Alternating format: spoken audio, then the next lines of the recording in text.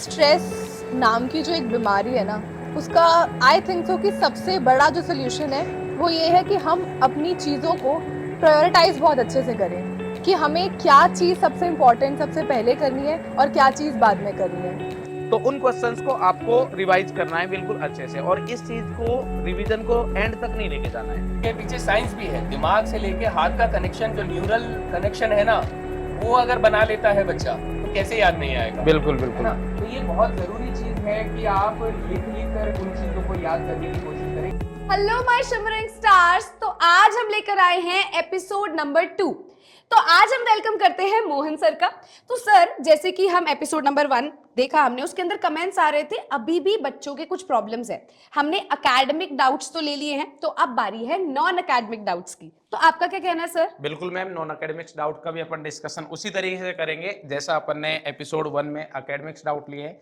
तो मैम इस बार अपन 2 ही नहीं, कुछ और टीचर्स को भी लेते हैं अपने, जो बच्चों के लिए फेवरेट है, तो उनके पास चलते हैं और चलिए देन सर। फिर अपन डिस्कस करते हैं। Hello ma'am. Hello sir. Hello. कैसे हो आप लोग? हम लोग बिल्कुल बढ़िया, आप लोग बढ़िया, बस बढ़िया, एकदम बढ़िया। तो मैम और सर, हमारा ये था कि जो लास्ट एपिसोड देखा होगा आपने एनसीईआरटी वाला पे एपिसोड 1, तो उसमें हमने एकेडमिक्स डाउट लिए थे बच्चों के।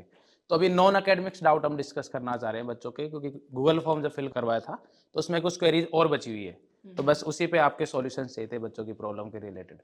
हाँ बिल्कुल, हम तो ऑलवेज रेडी हैं बच्चों के बिल्कुल, solutions बच्चों के लिए तो लिए। हमेशा ही पीडब्ल्यू रेडी है। चलते तो हैं। चलिए करते हैं डिस्कशन। हमारा फॉर्म हमने बच्चों से फिल कराया था, उसमें एक क्वेश्चन बहुत ज़्यादा पॉपअप हो रहा है कि हम नर्वसनेस को, स्ट्रेस को, एंजाइटी को कैसे कंट्रोल करें। तो शौर्य मैम, आपका क्या कहना है इस चीज़ में? मैम, मुझे लगता है ये जो सब अपने अभी गिनवाए फैक्टर्स, ये किस पे डिपेंड करते हैं? थिंकिंग पे डिपेंड करते हैं, सोच पे डिपेंड करते हैं।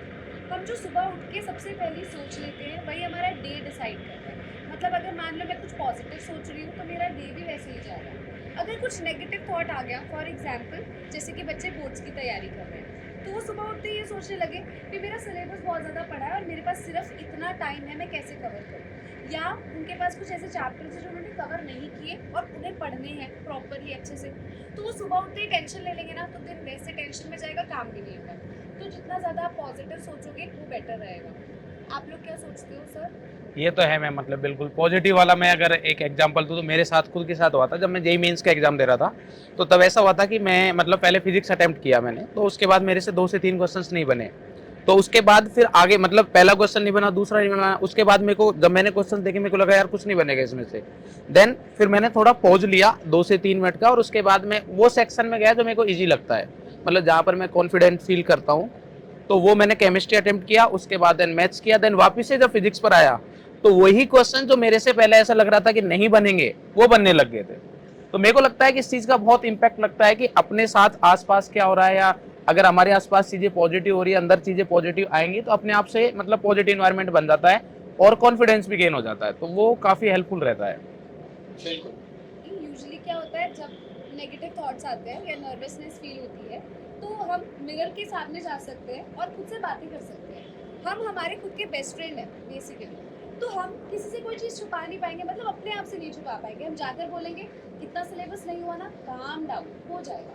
तो खुद से बात करके खुद को पॉजिटिव वाइब्स देंगे और फिर वापस से उसी एनर्जी के साथ स्टार्ट करेंगे। तो ये मुझे बहुत सही मेथड लगता है, जो कि मैंने अपने टाइम में जब मैं तैयारी कर रही थी मैंने यूज़ किया था। और मैम आप? इवन मैं ये चीज़ बोलना चाहती हूँ कि स्ट्रेस नाम की जो एक बीमारी है ना, उसका आई थिंक सो कि सबसे बड़ा जो सोल्यूशन है वो ये है कि हम अपनी चीज़ों को प्रायोरिटाइज बहुत अच्छे से करें कि हमें क्या चीज़ सबसे इम्पोर्टेंट सबसे पहले करनी है और क्या चीज़ बाद में करनी है।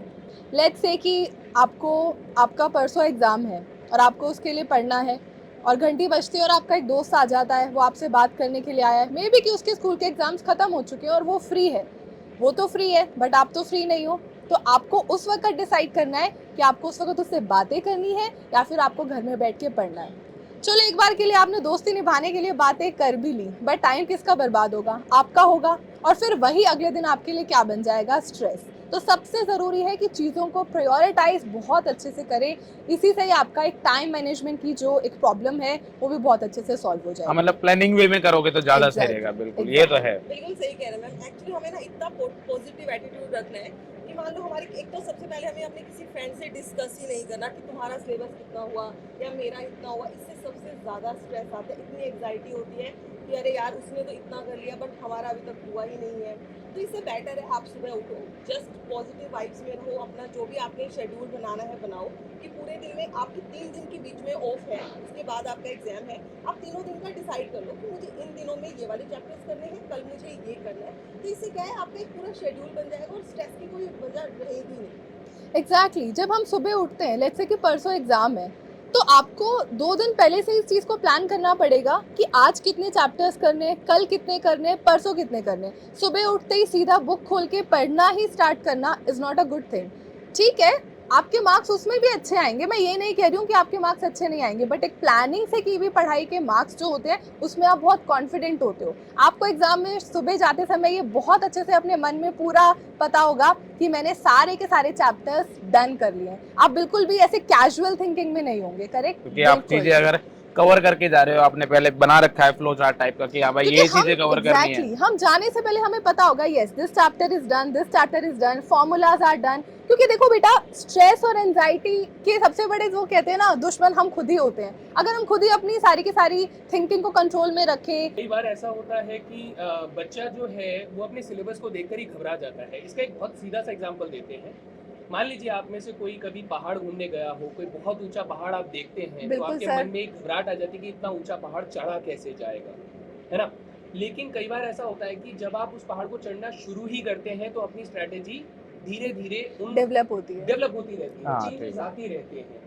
तो सिलेबस को देख के घबराना नहीं है। जो सबसे पहला पॉइंट यही उठता है कि बच्चा देखता है कि मेरे सामने इतना बड़ा सिलेबस पड़ा है, मैंने नहीं पढ़ा है, तो वो करने से, शुरुआत करने से ही आएगा। मतलब करते जाओगे तो ऑब्वियसली कम होता जाएगा। स्ट्रैटेजीज बनती जाएंगी, रुकावटें आएंगी, उसको डील करना होगा, वहां से सॉल्यूशन निकालना होगा, तो इस तरीके से चीजें आ जाएंगी। सो यही एक पॉइंट है बेबी कि स्टेप्स, हाँ, बेबी एग्जैक्टली। स्टेप्स लेते हुए चलना है, बिल्कुल। So, जब पहली सीढ़ी चढ़ेंगे तो ऊपर अपने आप चढ़ तभी दूसरी जाएंगे। सीढ़ी के बारे बिल्कुल, में पता बिल्कुल, चलेगा सही। कि वहाँ क्या करना है। डरे ना, पॉजिटिव रहें। तो क्या चीज होती है स्ट्रेस और एंजाइटी? कुछ नहीं, it's all in your mind. तो अपने माइंड को शांत रखना बहुत जरूरी है। सो बेसिकली कंक्लूजन ये है, घबराना नहीं है, जस्ट आपको स्टार्ट करना है एंड अपने आप हो जाएगा। तो एक और सवाल बच्चों का एक बहुत ही ज़्यादा मतलब बच्चों को परेशान करता है कि ये कोई एग्जामिनेशन और दूसरे एग्जामिनेशन के बीच में जो समय मिलता है, बच्चे उसको सही तरीके से इस्तेमाल नहीं कर पाते हैं या फिर टाइम को मैनेज नहीं कर पाते हैं। कई बार सिलेबस को कैसे कवर करना है, रिवाइज कैसे करना है, वही नहीं समझ में आता है। तो आई गेस इसके ऊपर हमें बात करनी चाहिए। हाँ सर, बिल्कुल। मेरे साथ तो बहुत बार होता था कि मान लो कि एक एग्जाम में मेरी 3-4 दिन का ऑफ है, पहले 2 दिन तो मैं वेस्ट ही कर देती थी। सर प्लीज़ इसके बारे में बताइए कि ये कैसे कंट्रोल किया जाए। ठीक है, तो देखो मैम, ये वाली चीज़ मेरे हिसाब से सभी लोग फील करते हैं, क्योंकि कुछ एग्जाम्स ऐसे आएंगे हमारे पास जब टाइम टेबल आता है कि भाई कुछ में 1 या 2 दिन का गैप है। कई बार ऐसा भी आता है कि 5 to 7 डेज का भी गैप आ जाता है। तो जब कम गैप होता है तब तो हमारा ये रहता है कि भाई पढ़ना ही है, कंटिन्यूअसली सिलेबस कंप्लीट करना है, उसमें इतनी ज़्यादा प्रॉब्लम नहीं रहती है। बट जब हमारे पास ज़्यादा टाइम है तो उसमें आपको पहले तो ये देखना है बेसिकली कि आप किस रेंज में हो। मतलब आपने अभी तक एग्जाम से पहले कितना प्रिपेयर कर रखा है। अगर तो आपने मतलब मोस्टली कवर कर रखा है, मतलब आपको लग रहा है कि अपने अच्छे मार्क्स आ रहे हैं, मॉक टेस्ट वगैरह दिए हैं, 98, 95, 97 ऐसे मार्क्स आ रहे हैं, तो आप सबसे पहले अपना नोट से सिलेबस कंप्लीट करो, उसके रिवीजन से। और जब आपने पढ़ी है चीज़ें तो आपको पता है कि कौन कौन सी चीज़ें मेरे को थोड़ी टफर साइड में लगी है, तो उन क्वेश्चंस को आपको रिवाइज करना है बिल्कुल अच्छे से। और इस चीज़ को, रिवीजन को एंड तक नहीं लेके जाना है।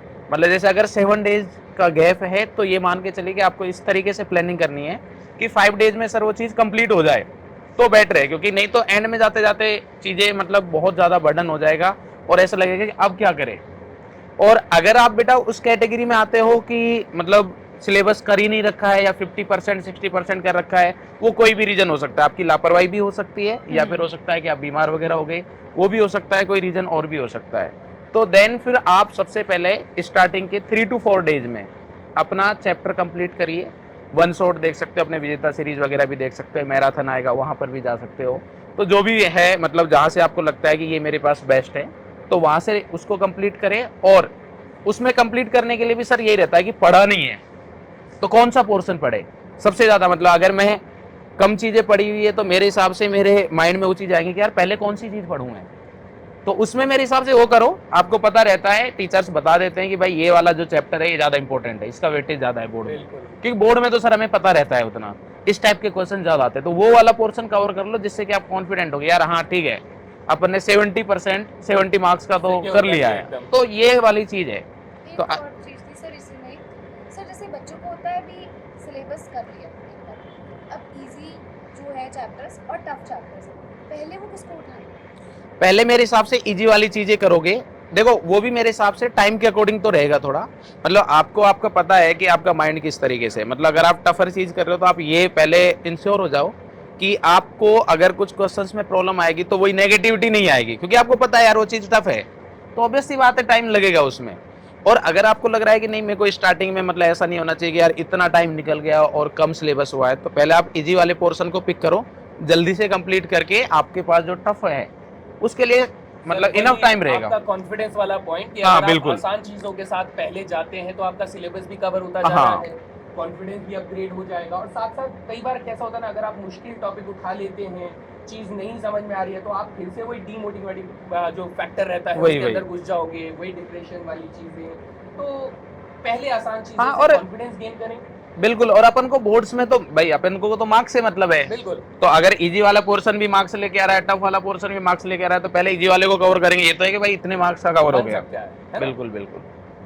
कई बार ये प्रॉब्लम भी आती है कि फॉर्मूला हो गए मैथ्स के, या फिर डायग्राम हो गए, या कुछ थ्योरी डेफिनेशन वगैरह हो गई, डेरिवेशन हो गई, तो ये चीजें याद ही नहीं रह पाती है, मतलब भूल जाते हैं कि भाई बार बार पढ़ रहा हूँ बट फिर भी जब मेरे को मतलब लिखना है, मॉक टेस्ट वगैरह दिए हैं, तो काफी बार ये रहता है कि यार ये चीज याद ही नहीं हो रही, तो उसका क्या सॉल्यूशन है?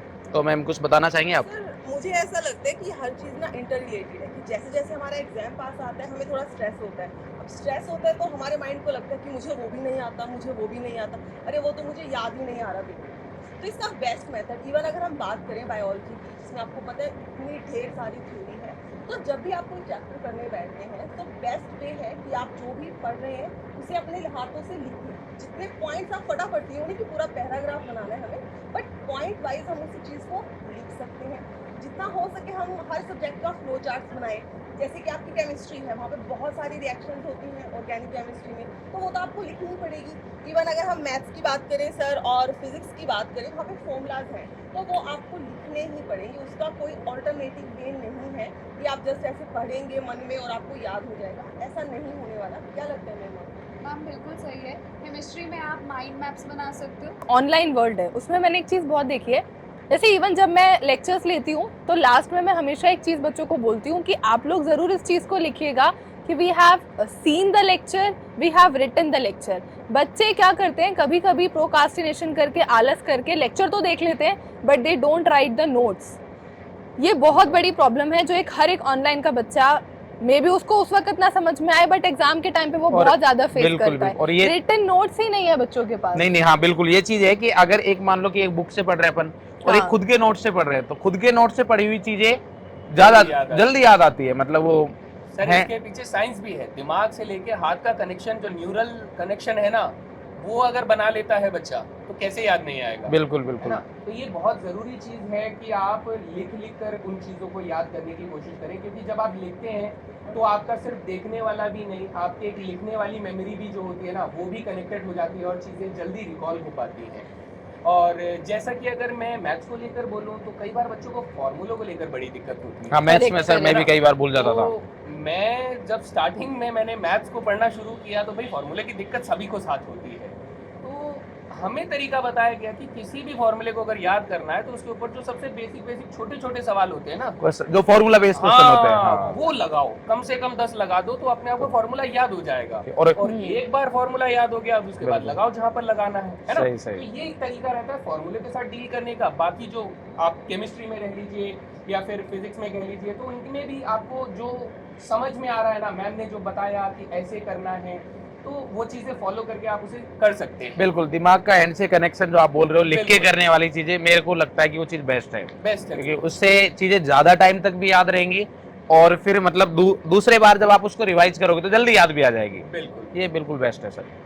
और जैसे इनऑर्गेनिक केमिस्ट्री है या फिर फिजिकल केमिस्ट्री भी है, तो फिजिकल केमिस्ट्री में तो देखो फॉर्मूला शीट्स, जैसे कि अगर मैं अपने बैच की भी बात करूं जहां पर मैंने भी कराया है, तो मैंने 1000 बार बच्चों को यही चीज़ बोली है कि आप फॉर्मूला शीट को बहुत अच्छे से प्रिपेयर करिए, और आप लोगों ने किया भी होगा, तो यही वो टाइम है उसका इस्तेमाल करने का। आपको अगर फॉर्मूला याद है तो आप अच्छे से उसका यूज़ करके न्यूमेरिकल तो सॉल्व कर ही लोगे। अगर फॉर्मूला ही याद नहीं है तो आप आगे कैसे अप्रोच करोगे। और रही बात जैसे कि इनऑर्गेनिक केमिस्ट्री की या इवन ऑर्गेनिक केमिस्ट्री की भी, तो नेम रिएक्शंस होती हैं, तो इवन अपना रिएक्टेंट याद रखो, प्रोडक्ट याद रखो, रिएजेंट याद रखो, इतनी भी चीज़ें अगर आप याद रख लेते हो तो आपको अपने आप मैकेनिज्म सॉल्व करना आ जाएगा। बट हर एक रिस्पेक्टिव टॉपिक के कुछ की एलिमेंट्स होते हैं, उनको याद रखना बहुत ज़रूरी है। तो की एलिमेंट्स अपना एक वर्ड है जिसे अपने दिमाग में रखो, वो आपको याद होना चाहिए। यस मैम, बिल्कुल ठीक कह रहे हैं। जैसे हम बायोलॉजी की भी बात करें तो हमारे यहाँ पे इतने बड़े बड़े चैप्टर्स हैं, बट उनके साथ क्या होते हैं, डायग्राम्स। तो हम क्या कर सकते हैं कि बस उस डायग्राम को ही मेमोराइज करें, उसके हर एक पॉइंट के साथ जो रिलेटेड पॉइंट है उसको वहीं पे मेमोराइज कर दें, तो हमें ज़्यादा थ्योरी के अंदर जाना ही नहीं पड़ेगा। और ये आपको पता ही है कि जितना ज़्यादा हम डायग्रामेटिकली और फ्लो चार्ट के थ्रू पेपर में एक्सप्लेन करेंगे तो उतने ही ज़्यादा हमें मार्क्स भी मिलते हैं। सबसे इम्पॉर्टेंट कंक्लूजन में इस चीज़ का फिर से एक चीज़ बोलूँगी कि आपको लिख लिख कर पढ़ना बहुत ज़रूरी है। वही इस चीज़ का सबसे, जैसे कह सकते हैं, इम्पॉर्टेंट सोल्यूशन है। मेमोराइज आप तभी बहुत अच्छे से कर पाएंगे। ये रीड करते करते चीज़ों को पढ़ना, लेट लेट के पढ़ना, अपना पोस्चर ख़राब रखना। देखो, एक चीज़ होती है पोस्चर, अगर आप ऐसे लेट लेट के बुक लेके यूँ पढ़ रहे हैं तो आपके सबकॉन्शियस माइंड में वो चीज़ बहुत ज़्यादा टाइम तक रिटेन नहीं हो पाएगी। बट अगर आपका बैक स्ट्रेट है और सही तरीके से आप स्टडी टेबल पे पढ़ रहे हैं तो आप खुद देखेंगे कि आपको वो चीज़ बहुत अच्छे से मेमोराइज करते समय आप किस तरीके से उसे कर रहे हैं, वो भी बहुत मैटर करता है। की बात है कि हर किसी को दिक्कत आती है कि आज मैं ये भूल गया, कल मैं ये भूल गया, उसे तो सब याद है। तो आपको कंपेयर नहीं करना, सिंपल सा है कि कमी तो हर किसी में है, यहाँ आसमान के पास भी जमीन नहीं। क्या बात है मैम, क्या खतरनाक बोला है मैम। बिल्कुल। मोस्ट आस्क्ड क्वेश्चन ये भी है कि बहुत सारे बच्चों को फटीग की प्रॉब्लम बहुत होती है कि जैसे पढ़ रहे हैं तो पढ़ते पढ़ते बहुत ज़्यादा इवन यूँ कह लो कि बहुत लेजीनेस आ जाती है उनकी। मैम मुझे ये लगता है इसके साथ साथ ना हेडेक, ठीक है, और डिप्रेशन, ये सब चीज़ें भी अराइज कर जाती हैं। क्या होता था जब मैं पढ़ती थी ना लगातार काफ़ी टाइम के लिए, तो आइज पेन होने लग जाती थी। अब वो पढ़ बहुत देर के लिए रहेगा ना, तो ये सब प्रॉब्लम्स आती थी। मुझे लगता है सर हम इसके लिए कोई सॉल्यूशन बच्चों को बता पाए भी, कैसे डील करें। जी देखिए, इसमें सिर्फ पढ़ने से कई बार ये चीज़ें ऐसे नहीं होती है कि हाँ नींद सिर्फ पढ़ने की वजह से ही आए। इसका थोड़ा पीछे से भी हम लोग रिलेट कर सकते हैं। कई बार बच्चों के स्लीपिंग हैबिट्स थोड़े ख़राब होते हैं, वो समय पर सोते नहीं हैं, या फिर उनका ईटिंग हैबिट्स भी कई बार अच्छी नहीं होती हैं। तो ईटिंग हैबिट्स को लेकर मैम बहुत अच्छे से बता पाएंगी। और साथ ही सोने को लेकर तो ज़रूरी है, अगर आपकी नींद ही पूरी नहीं हो रही है तो आप अगला दिन कैसे एक साथ पूरा एनर्जी के साथ बिता पाएंगे। तो कहीं ना कहीं ये बहुत ज़रूरी रहता है कि आप इन दो चीज़ों पर कंट्रोल करें। और जो सबसे इम्पोर्टेंट चीज़ रहती है वो है थोड़ा सा आपके दिमाग के साथ जुड़ी हुई है। तो मैं इसके ऊपर ज़रूर बात करना चाहूँगा कि जब भी आप कोई इलेक्ट्रॉनिक डिवाइस यूज़ करते हैं, फॉर एग्जांपल फ़ोन, लैपटॉप या फिर कोई भी स्क्रीन आप देखते हैं, तो उसमें जो ब्लू कलर की लाइट होती है ना, वो बहुत हार्मफुल होती है हमारी आंखों के लिए, और उसका डायरेक्ट कनेक्शन होता है हमारे नर्वस सिस्टम के साथ। तो वो ब्लू कलर बहुत ज़्यादा डैमेज करती है हमारे आंखों के नर्वस सिस्टम को, और जिस वजह से क्या होता है कि आपको ऑटोमेटिकली नींद आना कम हो जाता है। और अगर आप नींद ही पूरी नहीं ले पा रहे हैं तो डेफिनेटली उसका इम्पैक्ट आपको अगले दिन ज़रूर दिख जाएगा। तो एक तो अगर आप फ़ोन यूज़ कर रहे हैं या फिर स्क्रीन टाइम आपका बहुत ज़्यादा है, कोशिश करें इसको लिमिट करने की। और फिर भी अगर ज़्यादा है तो कोशिश करें कि ब्लू फिल्टर का यूज़ करें, स्पेक्टिकल्स पहने जो कि ब्लू कट करें। मेरे को ये भी लगता है कि मतलब जैसे एग्जाम्स आ रहे हैं तो बच्चे क्या करते हैं कि मॉर्निंग का टाइम आ गया एग्जाम का, मान लो बाई चांस, या फिर कि यार मेरे को अब सिलेबस कंप्लीट नहीं हो रहा तो मॉर्निंग में जल्दी उठना है और लेट नाइट तक पढ़ रहे हैं, तो उनकी नींद ही पूरी नहीं हो रही है। और दूसरा, उनको पहले लेट नाइट तक पढ़ने की हैबिट थी बट मॉर्निंग में लेट उठते थे, अभी उन्होंने मॉर्निंग में भी जल्दी उठना स्टार्ट कर दिया है, तो अब उनकी मतलब स्लीप कंप्लीट ही नहीं हो रही है। अब जब वो दिन में पढ़ रहे हैं ना तो भी मतलब उनको वही सेम लेजीनेस हो रहा है, पूरा दिन ऐसे ही जा रहा है, पता नहीं चल रहा क्या पढ़ रहे हैं, क्योंकि माइंड में आदत तो नींद ही कंप्लीट नहीं हो रही। तो वो भी इशू रहता है मैम, मतलब मेरे को ऐसा लगता एक चीज़ मैं यहाँ पे ऐड करना चाहती हूँ, जैसे कभी कभी क्या होता है कि बच्चे ना अपने आप को दूसरे स्टूडेंट से कंपेयर बहुत करते हैं।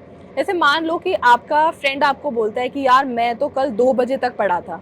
अब क्या होता है ना कि आप सोचते हो कि उसने 2 बजे तक पढ़ा है तो उसने कितना पढ़ लिया होगा, लेकिन अब देखो मेरे घर का माहौल अलग है। अब मेरे घर पे अगर मैं लेट्स से कि रात को 2 बजे तक पढ़ती हूँ तो सुबह सुबह मेरे घर में सब लोग उठ जाते हैं 6 बजे, बर्तन बज रहे हैं, सब्जी वाला आ रहा है, आवाज़ें हो रही है, तो मैं शायद 6 बजे के बाद वो डीप स्लीप नहीं ले पाऊंगी।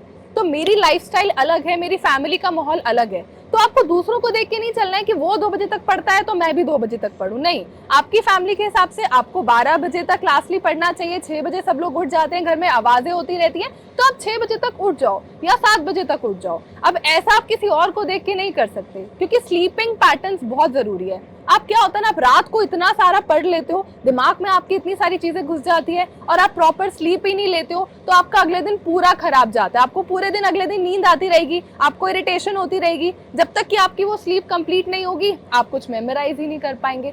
तो बहुत इंपॉर्टेंट है कि आपका स्लीपिंग पैटर्न बहुत ही अच्छे से फिक्स्ड होना चाहिए और अपना खुद का रूटीन होना चाहिए। Exactly. ये नहीं कि दूसरे रूटीन को फॉलो कर रहे हैं। Yes. यूजुअली क्या होता है, हमें पता है हमारे जो एग्जाम है वो कितने बजे से कितने बजे तक है। करेक्ट। अब जो बच्चा रात को पढ़ रहा है, जिसको लेट नाइट पढ़ने की आदत है, अगर वो एकदम से स्विच करेगा दोपहर वही, में पढ़ने बिल्कुल। के लिए, उसे कुछ याद ही नहीं आएगा उस मैम, वक्त, रात की उसका बात ब्रेन छोड़ो, फॉग हो जाएगा। कंसंट्रेशन पे बहुत पेपर के टाइम पर उसे नींद आ जाएगी। ब्रेन फॉग मैम, हाँ, एकदम। exactly. इवन मेरे साथ खुद हो रखा है। I was having an exam, मेरा एग्जाम 2 से 5 बजे तक था। अब मैं क्या करती थी, रात को बहुत लेट तक पढ़ती थी और मैं दिन में सोती थी। तो आप विश्वास करेंगे तो 2 से 5 बजे के बीच में I was not able to recall so small things कि मैं पूरी ब्लैकआउट हो गई थी। But thanks to my meditation, मतलब मैं बहुत करती हूँ, मैंने बहुत अच्छे से उस टाइम पे ब्रीथिंग एक्सरसाइजेस करी, शांति से बहुत लंबी लंबी सांस ली। कम से कम 15-20 मिनट बाद I was very much fine.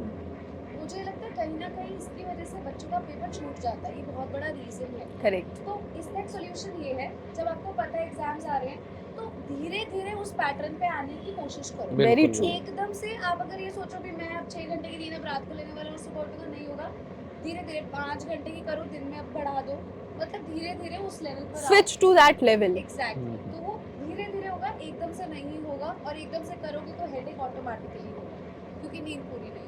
Correct. हाँ, मतलब ये चीज एग्जाम से पहले कर ले तो बेटर है। फटीग से लड़ने के लिए एक बहुत छोटा सा एक पॉइंट और रहता है कि 15 मिनट्स के जो नैप्स होते हैं ये भी Very कई बार true. आपको बहुत ज्यादा बेनिफिट सर बहुत कंटिन्यू बेनिफिट करते पढ़ाई हैं। ना करे। कंटिन्यू पढ़ाई करना, मतलब 1 घंटा अगर पढ़े हैं तो एक 15 मिनट्स का अगर नींद भी नहीं आए तो आंख बंद करके आपको बस रिलैक्स करना है। हाँ। तो वो नैप्स जो है वो काफी हेल्पफुल रहते हैं। मतलब ये है कि अगर 2 से 3 घंटे की आप पढ़ाई कर रहे हो तो उसमें 15 से 20 मिनट्स का तो ब्रेक होना चाहिए, लगभग इतना ही होना चाहिए। ऐसा नहीं कि उस ब्रेक को एक्सटेंड करके 2 से 3 घंटे का ब्रेक हो गया। वहाँ पर सर बस मैं यही बोलूंगी कि वहाँ पर आपका सबसे इम्पोर्टेंट जो काम आता है कि वो 15-20 मिनट का जो नैपिंग टाइम है वो बहुत ज़्यादा एक्सटेंड ना हो। तो वहाँ पर फिर आपका डेडिकेशन लेवल काम आता है कि आप कितने डेडिकेटेड हैं कि नहीं यार 15 मिनट का नैप लेना है तो 15 मिनट का ही लूँगा, कि मेरे को बहुत सारा सिलेबस पढ़ना है, टाइम नहीं है मेरे पास। राइट, मतलब उस ब्रेक में ये ना हो कि मोबाइल यूज करने लग गए और करेक्ट। आपने then नैप के फिर लिए खत्म लिया है था, खेल। नैप के लिए लिया था तो उसे नैप के लिए ही यूज करें, है ना। सो बेसिकली इसमें स्लीपिंग पैटर्न और इवन आपका ईटिंग पैटर्न भी बहुत ज़्यादा Very इम्पोर्टेंट है कि आप कुछ इतना हैवी मत खाइए ड्यूरिंग एग्जाम डेज कि आपने कुछ खाया और आपको नींद आ गई। तो आपको एग्जाम टाइम में क्या करना है बेटा कि आपको अपनी मील को 4 to 5 टाइम्स के अंदर डिवाइड करना है और जितना लाइट फूड आप ले सकते हैं वो लेना है। Try to have more of juices like Glucon D लो, ये सब लो ताकि आपको उससे खाने की वजह से एटलीस्ट नींद ना आए। छोले भटूरे और लस्सी खा के नहीं बैठना है। मैम का पर्सनल एक्सपीरियंस है। अरे भी नोटिफिकेशन बची ना, अरे मैम, इनका बजाय। हाँ वही तो। अभी ना इसी से एक क्वेश्चन याद आया मुझे। बच्चों के ना बहुत ज़्यादा ये मैसेजेस आ रहे थे गूगल फॉर्म्स पे, वो कह रहे थे भी जैसे ही नोटिफिकेशन बचती है मैम तब हमारा कंट्रोल नहीं रह पाता, हम फ़ोन उठाते हैं और टाइम बहुत ज़्यादा वेस्ट हो जाता है। तो पेपर के टाइम पे ये सोशल मीडिया से जो डिस्ट्रैक्शन कॉज हो रही है उससे कैसे बचें? अब देखो मैम, मेरे हिसाब से तो चाहे कोई एग्ज़ाम हो या लाइफ में कोई भी चीज़ हो, एक वर्ड बहुत इंपॉर्टेंस रखता है, दैट इज़ डिसिप्लिन। हमें ना इस चीज़ का बहुत अच्छे से पता होना चाहिए कि अगर हमारे एग्ज़ाम्स चल रहे हैं तो उस वक्त एट दिस रिस्पेक्टिव पॉइंट हमारे लिए क्या ज़रूरी है। क्या सोशल मीडिया को यूज़ करना ज़रूरी है या पढ़ना ज़रूरी है। जैसे कि अगर मैं कहूँगी कि अगर आप सीरियस ही नहीं हैं, आपको अपनी बाउंड्रीज ही नहीं पता, तो फिर क्या फ़ायदा किसी चीज़ का, करेक्ट? तो डिसिप्लिन होना बहुत ज़रूरी है ना? इवन फिर भी अगर आपको लगता है कि भाई आप डिसिप्लिन नहीं है, देखो हर कोई डिसिप्लिन 100% नहीं हो पाता, and that is all right. मैं इस चीज़ के लिए किसी को गलत नहीं बोलूँगी, बट अगर आप ऐसा नहीं कर पाते हो तो आप अपना टाइम शेड्यूलिंग रखो कि भाई मुझे दिन में 10 मिनट यूज़ करना है, 15 मिनट यूज़ करना है। और अगर आप जब आप पढ़ने बैठ रहे हो तो आपके आसपास फ़ोन रहे क्यों? आपके पास आपके नोट्स हैं, आपके पास आपके मॉक टेस्ट के क्वेश्चन पेपर्स हैं जो हार्ड फॉर्म में अवेलेबल हैं। तो जब आप पढ़ रहे हो तो फ़ोन को बंद करके अलमारी में रख दो और दूसरे कमरे में जाके पढ़ो कि उसकी नोटिफिकेशन, उसका कोई भी पॉपअप साउंड आप तक आए ही नहीं। और एक और चीज़ मैं ऐड करना चाहूँगी कि आप अपने सिटिंग आवर्स को बढ़ाओ। जैसे आप अपने दिन को 4 भागों में डिवाइड कर लो, 9 से 12 पढ़े, फिर थोड़ा सा अपने आप को टाइम दो, 10-15 मिनट का या मे बी आधे घंटे का, उसमें यूज़ कर लो। ज़रूरी थोड़ी ना है कि आप जब पढ़ रहे हो आपको तभी फ़ोन यूज़ करना है ना? इससे आपकी जो है एडिक्शन की थोड़ी बहुत जो प्रॉब्लम है वो भी हो गई और आप डिसिप्लिन फॉर्म में पढ़ भी बिल्कुल लिए। बिल्कुल, ये But चीज मतलब still- मेरे को बहुत सही लगा आपका। बट स्टिल सर, एक चीज़ मैं फिर भी बोलना चाहती हूँ कि सर कोई भी एग्जाम इस दुनिया में हो, डिसिप्लिन तो देखो ज़रूरी होता है। अगर आप, मैं तो फिर भी बोलूँगी कि इंस्टाग्राम इस पॉइंट पे मैम इम्पोर्टेंट ही क्या है? हम जब छोटे थे क्या हमारी लाइफ में इंस्टाग्राम, फेसबुक या कोई भी सोशल मीडिया से क्या हम एडिक्टेड थे? कुछ नहीं, हमारे ही नहीं पास किया तो था उस फोन टाइम ही पे नहीं तो, होते हाँ, थे बिल्कुल। Sir. Still we were having so good marks क्योंकि हमारे अंदर क्या था? सीरियसनेस थी, डेडिकेशन थी, और वही चीज़ आपको भी रखनी है। मैम एक और पॉइंट इससे ही अराइज हुआ, जैसे अभी आपने कहा अलमीरा में रखो। मुझे क्या लगता है कई बच्चे ना अलमीरा में रखने के बाद भी ना इसी में रह जाते हैं, अरे नोटिफिकेशन तो नहीं आई होगी, अरे Very मैसेज true. तो नहीं आया होगा। तो इसका एक अभी दिमाग में एक मेरे को सोल्यूशन और आया, अपने पेरेंट्स को बोल दो कि आधे घंटे के लिए मैंने ये टॉपिक पढ़ना, आधे घंटे के बाद मुझे 5 मिनट के लिए फ़ोन दे देना, वो मेरा ब्रेक भी हो जाएगा और मैं नोटिफिकेशन ये तो मैम बहुत ही सही बात बोली और आपने। काम का काम हो जाएगा। अब उससे क्या स्ट्रिक्टनेस आ गई ना, अब उसमें Parents का डर। खुद बनाएंगे। पिछले वाले केस में क्या था कि भाई तुम्हारी डिसिप्लिन ब्रेक हो सकती है क्योंकि तुम्हें उसके लिए डिटर्मिनेशन चाहिए जो कि बहुत ज़रूरी है। Very true.